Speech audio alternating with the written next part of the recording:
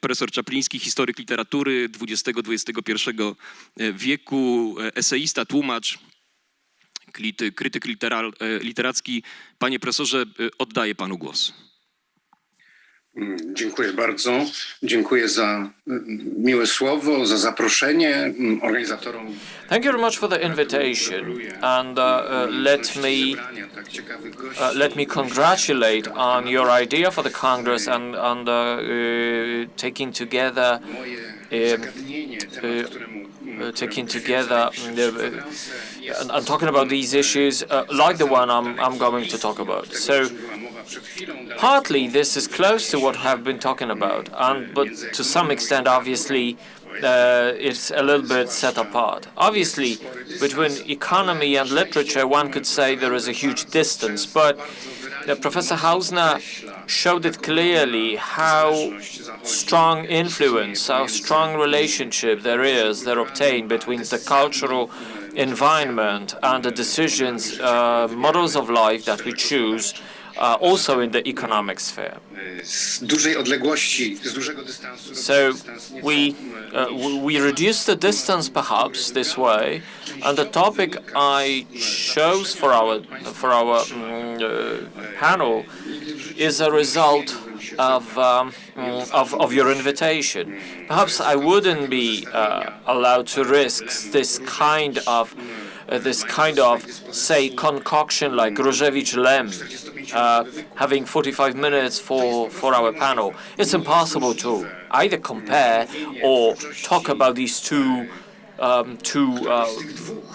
creators of art, and whether you talk about them separately or compare them. So I'm terribly sorry that we are in a way forced to use many oversimplifications and very, very strongly reduced references between mental shortcuts in a way that I'm forced to use in this panel. So at the beginning, I suggest a question of increasing doubts, not only doubt, because I believe that these two creators, these two artists, those strong figures of Polish and global literary arena, they certainly differed in a number of ways, but there was one thing that they shared, one viewpoint they shared. They strongly supported the practice of doubting. And with the coming decades and the coming texts of poems by Różewicz and prose by Lem, the doubt was on continuous increase. They asked wonderful and intriguing questions, and also they were courageous enough, they were brave enough not to give ready-made answers. They rather tended to add further questions, and which added to the increase of doubt. So how not to get lost in this maze or labyrinth of doubts and questions? I think I need to put one concept in the center as a key concept of my speech, of my presentation, and this word is rather. It's auxiliary and it's my working concept. Rather is not a very strong lexical category. It's a particle, it's an element that shows gradability or relativity of a certain concept, like rather hot, rather sweet, rather coffee rather than tea. Something can be used to relatively, so it's not either or, but somewhere in between, partly this, partly that. So I'm going to use this concept, and I'm going to rely on this concept as a key concept in what I'm going to say, because I'm going to use it in reference to the fundamental issue of existence, because doubting and defining things as rather X, rather Y, is one way of existence. choć obaj wątpili w istnienie. Różnica między nimi Even though Lem and Różewicz were on the doubt side of handling existence, there is a strong difference between them. According to Różewicz, there is rather nothing that's something, whereas for Lem, there is something rather than nothing. And I will try to explain that in a nutshell using some examples. w zakończeniu prelekcji. And to round up my speech, I will try to reach certain conclusions and make some comparative analysis of Lem and Różewicz. Hipotezy. Różewicz wątpi w istnienie. And there will be an ending hypothesis or ending thesis of mine. Okay, for Różewicz, there is nothing rather than something that we should take as a epistemological or as a existential perspective. And it starts with his very early poetic works, or poetry works, just after the war. Obviously, there was a change within the Stalinist period, and some of the Tadeusz on the side of Różewicz and Lem were hidden. So obviously, we'd better consider this talking about nothing in Różewicz after 56, okay, after the Stalinist period, and obviously, this is this nothingness in Różewicz's thinking perhaps comes first in Zielona Róża, Green Rose in 1961, and there is a poem of the same poem, and. Of the poem entitled the same way from 1961. Okay, I'm now going to interpret on the spot.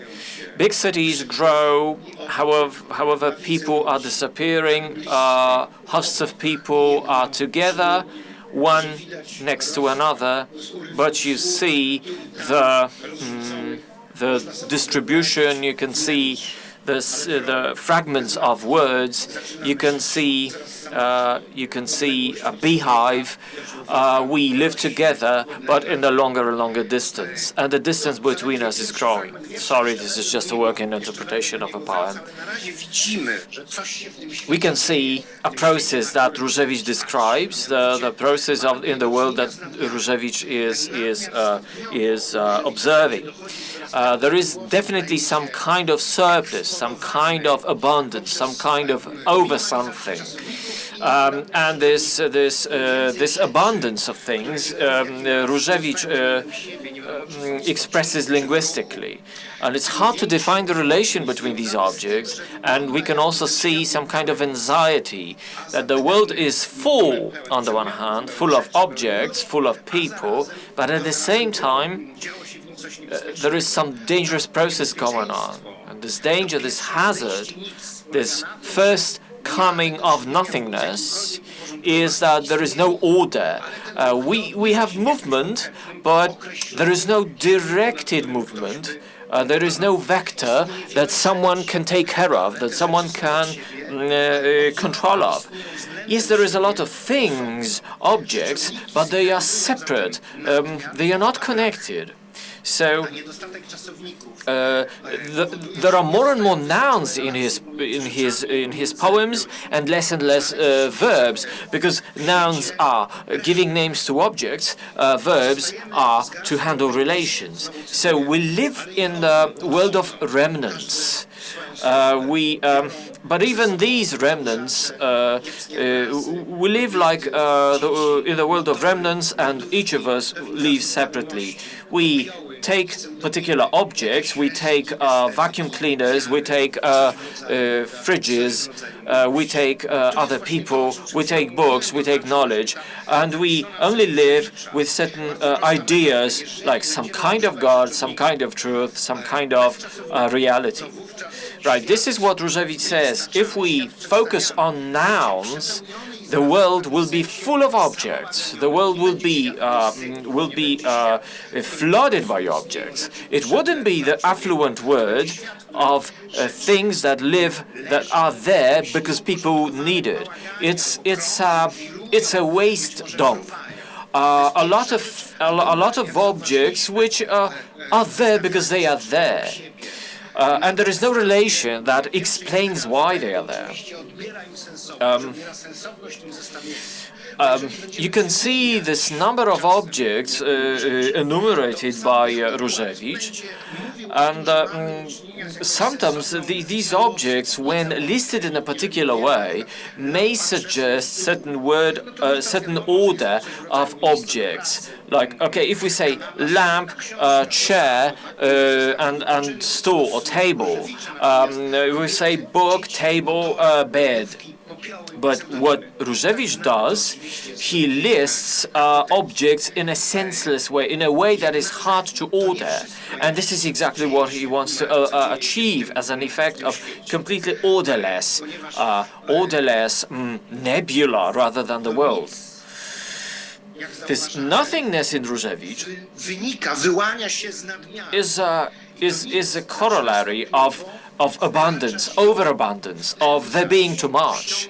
And this nothingness is absorbed into or permeates the human being. Another quotation. There is something in me. No, I cannot describe it. There is something in me that wasn't there. It grows, but it doesn't grow. It comes to my throat, it doesn't come to my throat. It permeates me, it's unmovable. I'm happy to forget. What is it? Can you name it? Is it love? No, it's not fear. Is it hatred? Ideas? It's empty ideas. No, these are not ideas. It's almost everywhere. Does it loom over? Does it come to you directly, or does it hide from you, trying to hunt you? Okay, so this nothingness that comes to Różewicz, that comes to us, is on all those unconnected things, all unconnected objects. And in this sense, it's everywhere. Nothingness is everywhere, and it's unstoppable. So we have this first time where Różewicz mentions this phenomenal idea that nothingness is a result of abundance.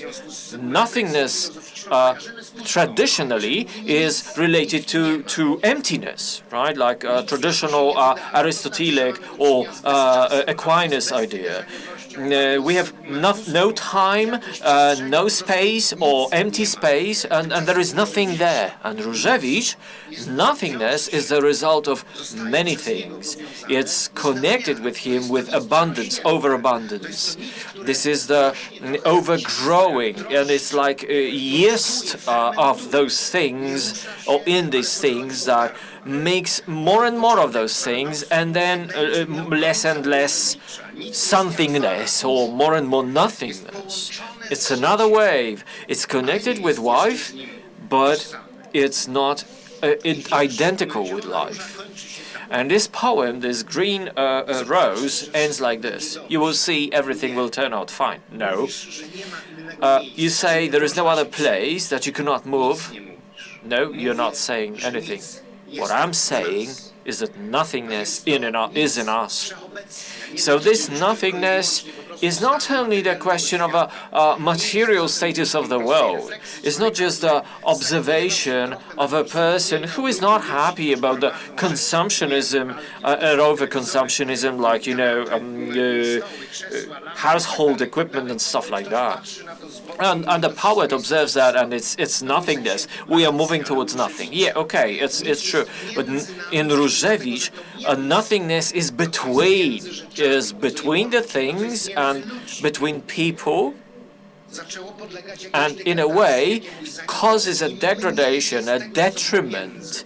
When there is less and less, what's in between is filled in by those things that are between us. And this is the reason of nothingness, because as a lack of sense in things, in nouns, and diminishing sense in relations.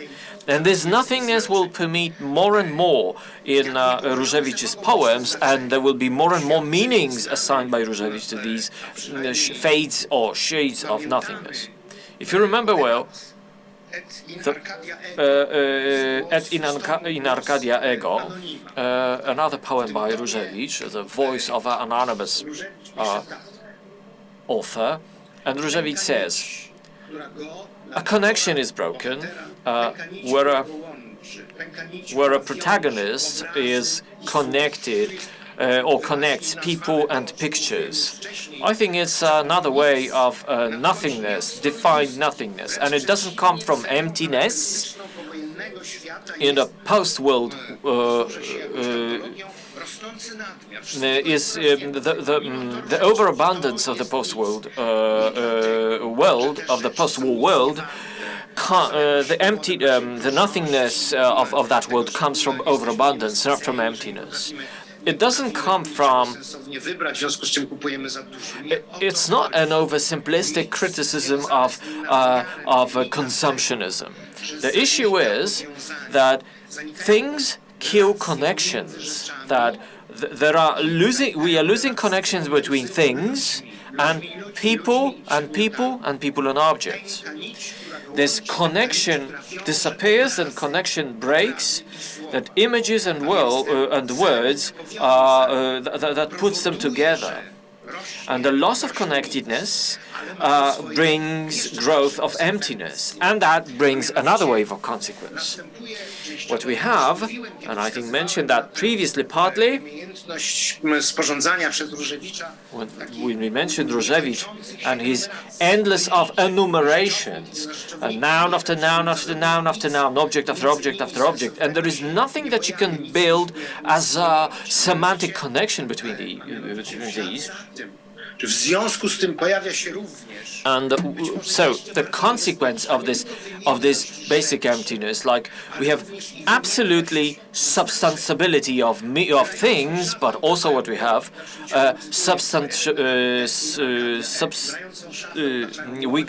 we give absolutely unconstrained exchange of meanings. We have a playing machine that young people are moving around. They are moving into those machines, they are moving out of the machines. They do not know the concept of sin because machines are sinless. Souls are going to the machines. They are going to the souls of stars. These are all pictures of heaven, pictures of hell. Okay, so you have just two lines, and you can see these are decorations of heaven, decorations of hell. What you can see is meanings can be substituted for other meanings. You can exchange a vacuum cleaner for any other object, and you can change souls for hell, heaven for hell. You can substitute anything for anything else, each value for another value, with no consequence, with no cost. So there is yet another consequence that he mentions, and he's so frightened about it. In the same poem, time, present, is a perfect killer of the past. Is the most violent and the most cruel because it's not connected with his victim. So once again, Różewicz's nothingness is not emptiness. Nothingness is overabundance. Of a growing set of objects, and a growing and the typical situation of the European culture after the war. Again, it's not it's not consumptionist, like a Vanity Fair kind of criticism. And it's not like, emptiness of soul is covered by overabundance of things, of objects. His idea is that the most defining feature of the post-world world is the diminishing or disappearing connectedness between people and cosmos, people and people, people and things, things and things. So there is a crisis of time or timeliness. It's more and more for us to use chronological sequences of the past, present, and the future, because there are no connections that can use to build senseful and meaningful reality. There is no connectedness between the war and where we live here. You cannot bring a senseless connection between the tragedy of the war and overabundance of the present. You can say, oh, everything will be okay, everything will develop in a good direction. No, says Różewicz. Emptiness is in us. Nothing is winning. Nothing is arhei. That's my interpretation. So, in a way, the present kills. The present embraces. The present eats away or consumes the past. There is no historical borderline. There is always an over-emerging, circular and never-ending today. There is no yesterday. One more idea I would like to add to this complex picture, and this comes from another poem, Falling, entitled Falling. In this poem, Różewicz makes a reference to a historic important short story by Albert Camus entitled Fall. So that's a kind of game or kind of polemical with this short story by Camus. And this is what he writes. Have you noticed that modern temples resemble more like stations, that you cannot truly be hieratic in it, that you cannot concentrate. Falling we read, falling we use words, falling we educate our people. Falling, in the past, there was falling and there was moving up. Today, we do not fall down. We fall flat. We fall horizontally. There is no verticality in it. Okay, so once again, this is yet another metaphor of describing of nothingness between people, losing links and losing temporal, let's say the temporal crisis. There is hard to say how chronologically we can relate things. Everything is just in the present. There is no past. Now, we say kind of decentralization. We cannot demarcate the directions like left, right, up, down, backward, forward. Our life is in all directions altogether, which means in no direction whatever. There was fall down in the past, but when you were falling, you were able to move up. Somebody was able to stop and realize where they are and realize the direction of where they are going from now on. You can move towards something. You can aspire to something. You can turn left. You could turn right. You could make a decision. You make a choice between better and worse. You could realize the choice. Now you are falling vertically, which means we are moving in all directions. Falling, we educate. Falling, we cross words, cross out words. Falling, we read classics. All our actions, all that we do, according to Różewicz, in just one decade, is growing and growing and growing, amassing and accumulating in this fascinating reflection of nothing that is abundant. Nothing that is empty, but nothing. So his reflection is not about the emptiness of the war and the devastated planet is empty. Różewicz is not Beckett. Różewicz says, we have more, we have more, we have more. But this more is emptiness, is nothingness. More people, more objects, more money. It's more of everything. But with the growth of everything, there disappear connections, axiological connections, human connections, why, I mean, these connections, or loss of these connections, makes it impossible to say, why am I doing this? What are my roots? And this way I can also manage time, manage chronos. That means a challenge, a poetic challenge for the coming 2 decades, for 60s and 70s.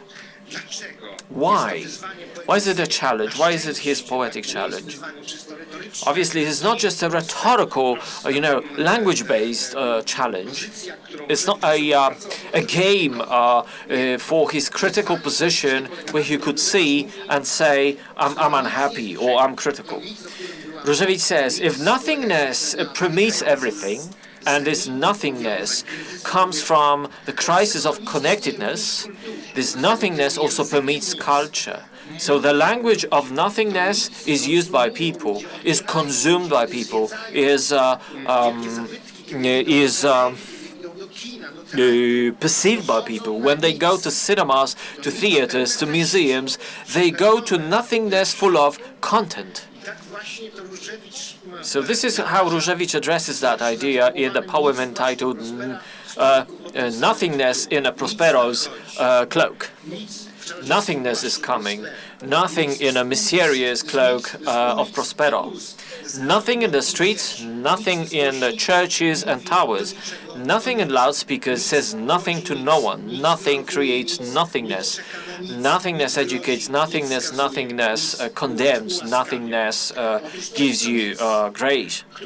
This is the nothingness that you need to express. The idea is not for Różewicz to say, to situate somehow in a protectionist position against mass culture, how trivial it is.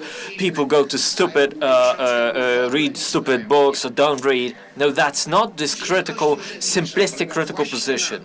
Różewicz's idea is somewhere else. He accepts nothingness as a name of abundance, of cultural, material abundance, overabundance that rules in Europe from the time of, has been ruling Europe from the time of post-war situation.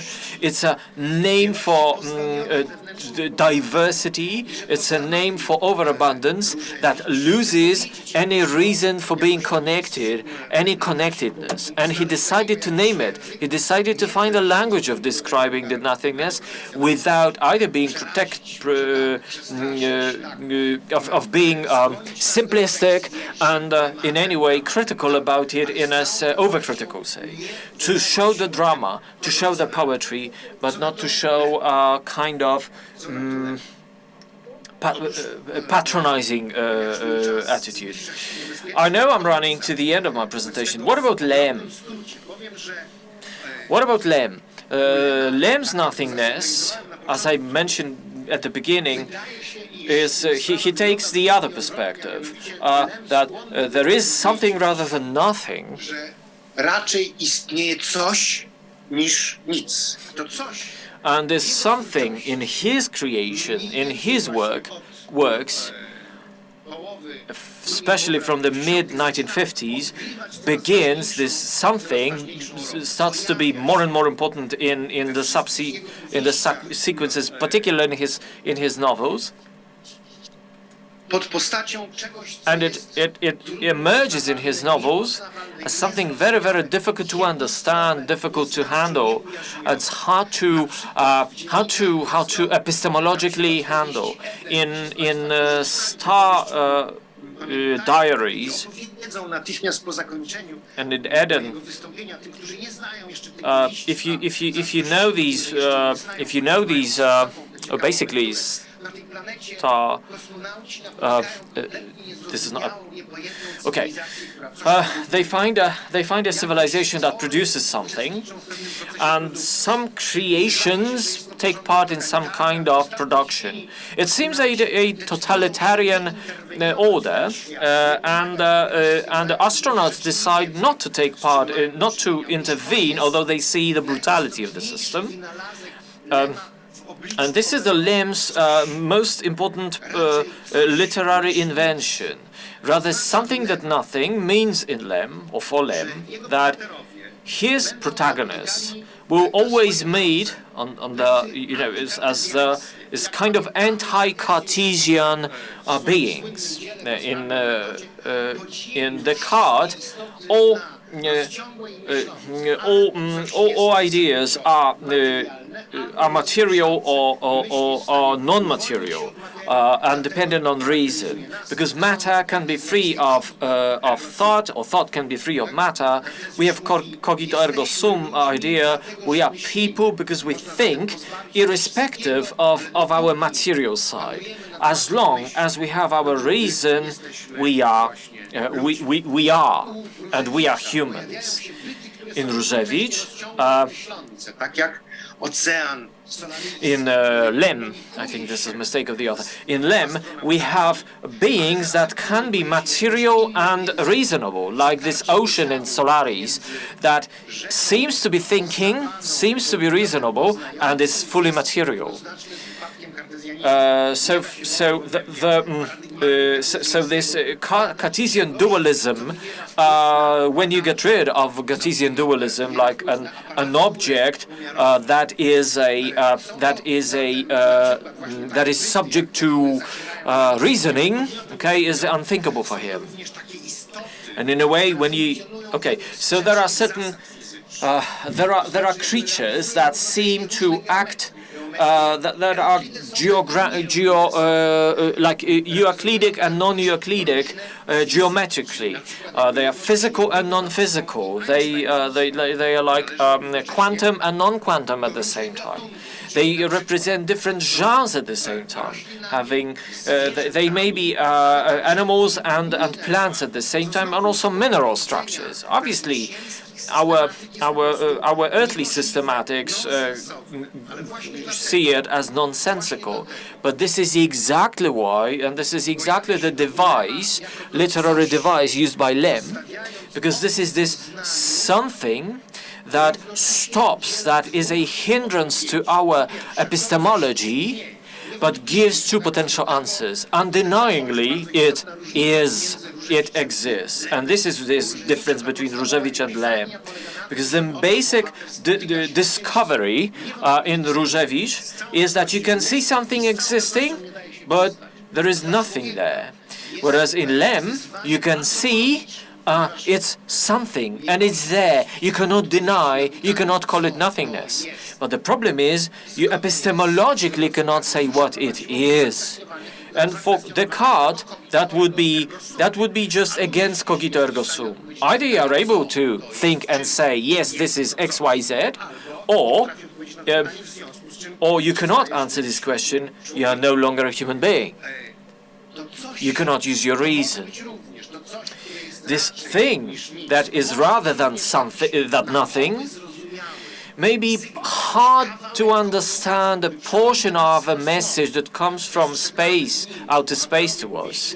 And the protagonist can read it as a repeatable rhythm of the space, try to break the code, and obviously they have problems in understanding it. They are trying to reach for certain key to the code, reaching finally, or hoping to reach the code. And the code, for the time being, there is something because it's there and it inspires their reflection, but it's nothing because you cannot decipher the message. So this is the something rather than nothing. Book by book, Lem removes the space, the outer space, the cosmos from our imagination, from our observation. He makes it clear and clear to us. There are only traces of reason there, traces of order there, because there were so many disasters there that renewed the flow of history, renewed the circularity of history. Was there a sense behind any disaster, like disappearing of dinosaurs? Was there a sense? Perhaps not. There was no sense behind it. And if you say that the reason for the sense of growing Earth was the growing of human being, yeah, okay. But the price for the birth of a humankind was killing of other species, or 5 waves of species, and that would put a human being, and Lem would say that would put a human being in a very bad light morally. So, something is definitely, there exists, or there is something rather than nothing, but this something is not perhaps much than nothingness, because there is no continuity, there is no connectedness, there is no closer relationship. Did Second World War, is it a consequence of the First World War, or does it come from, is it a corollary of a peace in an interwar period? Can you say that? Is there any logical link of A in history and B in history? Definitely not for Lem. So everything that Lem discusses, whether it means alien civilization, space, cosmos, history, human language, all of this is rather something than nothing, but it's not fully something. It's still somewhere between something and nothing. The short 2 decades in Różewicz strong over in Lem and in Różewicz, in this period of 1960s, mid-1950s, 1960s, Lem constructs his protagonist and his stories that bring, that stop, that hinder, that block epistemological ambitions or cognitive aspirations. People are so intrigued, are so queasy about being unable to decipher the mystery of the world, that they become aggressive, that the earth doesn't answer, that there is this nothingness that seems silent, that people become aggressive against the world, against the something. And the something comes that holds finally the human hand, which is ready to destroy the living. And there is something that is always stopping that hand before the final disaster happens. So again, we have the rather situation, rather destruction, or rather strong trend towards destruction, but then no. So thanks to this formula, thanks to this framework, the world may continue or may exist, because continue is too much to say. That would suggest connectedness. No, there is always some stop point before the threshold of aggressiveness, the threshold of destruction. There are means for destruction. There are means for deconstruction when the world says no or says nothing. When the world is against the order we would like to have to understand, and we are aggressive against the world, the cosmos. Humans first try to adapt, to conform, and then if the world says no, the cosmos says no, we try to destroy it. And this mid-Lem, 1960s, from Eden to Column 14, the protagonists of that writing period stop at the very moment, at the turning point, but before the turning point, and do not move to aggressiveness. There is a stupor, there is a kind of very, very compromise order, a very rather kind of order, a compromise between singularity and systemic issues. There is no systemic ordered planet would be destroyed, but the singularity or complete random would disappear because the human being will no longer be, or the protagonist will no longer be protagonist. Conclusions. Czym zatem jest? So what can we say about nothingness in Różewicz?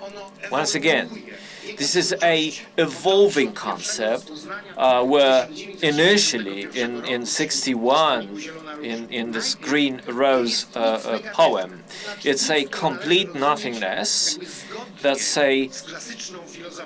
starts from a classical philosophical conception of emptiness które możemy definiować jako brak. or lack. A lack in good, okay, to repeat this either Aristotelic or Aquinas concept. But step by step, Różewicz redefines his nothingness, which is obviously rather nothing than something, moving towards understanding and talking about a lack of sense, lack of connectedness between objects, between people and objects, between elements of cosmos, between historic events. Lack of connectedness. That's let's say, that's what opens, that allows the cosmos to be permeated by nothingness. But nothingness is inspired, if I may say, by overabundance, not by emptiness. Nihil et ens convertuntur, not bonum et ens convertuntur. So in Różewicz, Różewicz's nothingness gets more and more content, gets more and more something, and it goes into us, it influences us. No, it's not influences, it permeates us.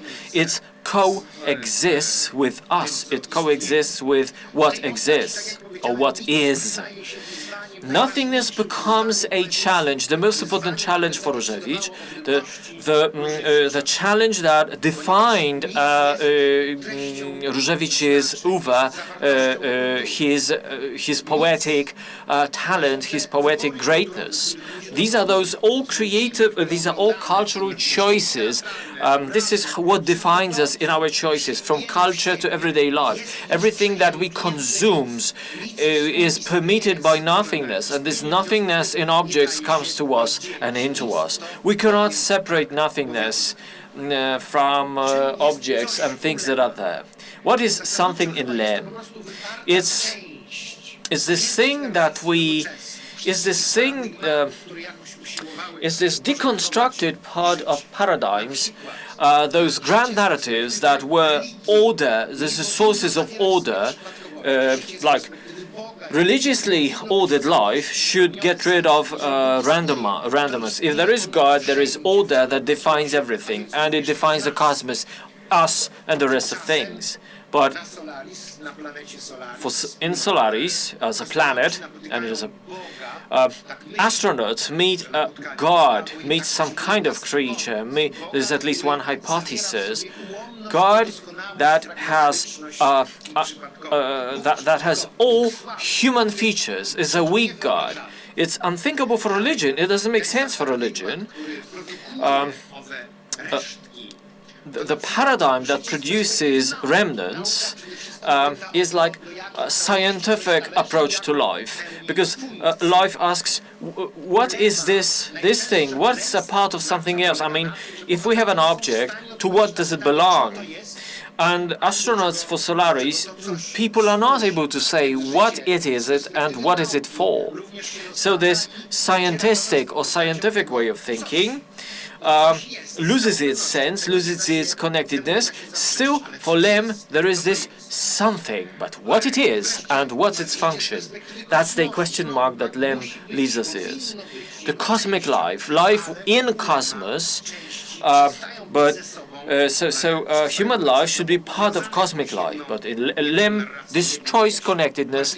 There is no way to explain why these things are or are not together. And Lem brings us in this ambiguity area, or indefinability area, which deprives all questions as we ask them of sense and meaningfulness. We see that things exist, but we know we cannot learn them. We do not, but the point behind Lem is you don't have to think about outer space. It's enough to think about your human body, and you will see how many dysfunctionality, randomness is there, let alone aesthetics, which render human body as something absolutely alien. This is important for Lem and for how he describes and addresses human body. So, Lem's something is the unknowable, unrecognizable something, and as long as we are able to stop ourselves from colonizing something, cosmos may be in peace, may resist resistance, may resist disappearance. Because if we are not able to stop, we move into war, and one side of a conflict destroys another side of a conflict, and there is a new world that comes out of it. Now, my final question is, are those two grand oeuvres that we can read, compare, and so on, do they relate to today? Do they give us important issues? Do they ask us, do they force us to ask important questions? Do they tell us about problems today? Only to some extent, my answer is. Nothing as a cultural content. Yeah, okay, but today's culture, one would say, today's culture did accept nothingness mentioned by Różewicz. Let me remind once again, nothingness in Różewicz is not emptiness, is not nihil. It's or nihil. It's abundance. It's richness. It's richness, but devoid of connectedness. A lot of things that are remnants. So in fact, modern culture accepted the challenge and in fact translated this culture into lifestyles, works of art, and so on. Nobody cares about asymmetrical connections and fashion in different patterns unthinkable of decades ago. Lack of order, ambiguity, many meanings, many senses at the same time are absolute denominators of contemporary culture. So in a way, Różewicz's lesson seems to be forlorn and forgotten. We live in nothingness, and nothingness is in us. But it's okay. We are okay with it. We are not frightened. We are not terrified by this experience. We live with remnants, on remnants. Remnants live with us, or remnants are in us. We live portions of text, and we don't care. I mean, it's okay for us because we are no longer seeking some kind of fullness, wholeness, the whole. In Lem, we also have a similar situation. Science doesn't care any longer to build unitary pictures of the world, unitary pieces of the cosmos. Science does not build paradigms concerning the holistic order of things and beings in the world. Modern science does not ask what is this and where does it belong and what's its function. It knows, it takes the thing and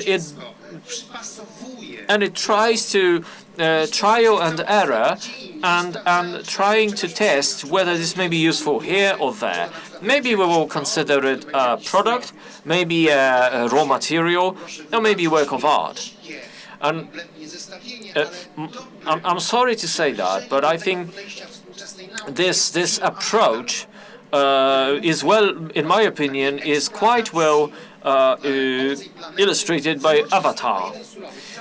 You just take one raw material, and you are driven as a civilization by